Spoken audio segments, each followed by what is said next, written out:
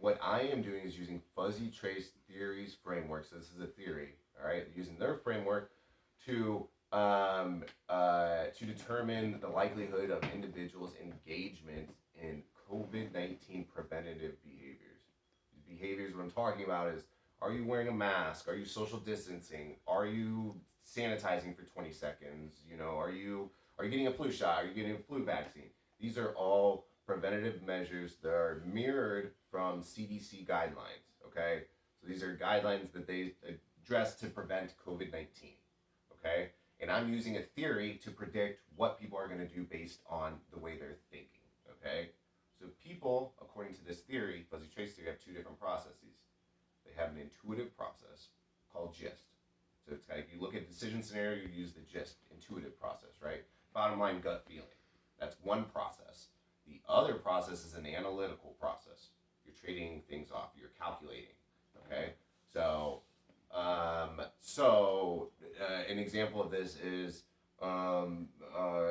let's take unprotected sex. Okay, somebody who's making a decision to have unprotected sex, if they're using their intuition, they're going to see this as unprotected sex could get AIDS, HIV, STIs. I'm not wearing a condom. No, I'm not going to do that. Quick decision versus somebody who's using analytical processes, saying, risk of COVID or risk of HIV or AIDS or STIs or getting pregnant. That's actually really low. I don't know anybody who has pregnant or has gotten this, so therefore I'm going to do this behavior. So that's my whole predictions: is people are engaging in an intuitive process. If they're using their intuition, they're going to be more likely to follow these guidelines and do these preventative behaviors because they see this risk of COVID-19 and they see it as, I could get COVID-19 and die. I don't want to do that. I'm going to do these preventative behaviors. They don't need to think about it versus somebody who's analyzing it, right? Trading the risks and rewards. They're saying low positivity rates here. I don't know anybody with COVID-19. I have no symptoms. I have a flu shot. Therefore I'm less likely to do these behaviors. All right, so those are my predictions. Intuition leads to more preventative behaviors. Analyzing leads to less preventative behaviors. All right, does that make sense? Yeah. Okay, so that's my prediction. Now here's how I'm testing it. Okay, testing it by showing people a series of vignettes. Okay, these are small blurbs that put you in a situation. Here's an example one. And it's easier if I put it on the thing so you can see it, but I'll read it to you. Imagine that your town currently has 382 confirmed cases of COVID-19 and 9 deaths. You walk into a restaurant with many dining restrictions.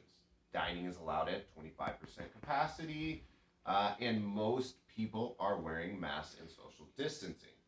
Overall, the risk of COVID-19 is 1%. How likely are you to wear a mask? How likely are you to social distance? How likely are you to do these? Okay? So that's one way of doing it. Right? I use a lot of numbers. You're analyzing, you're calculating.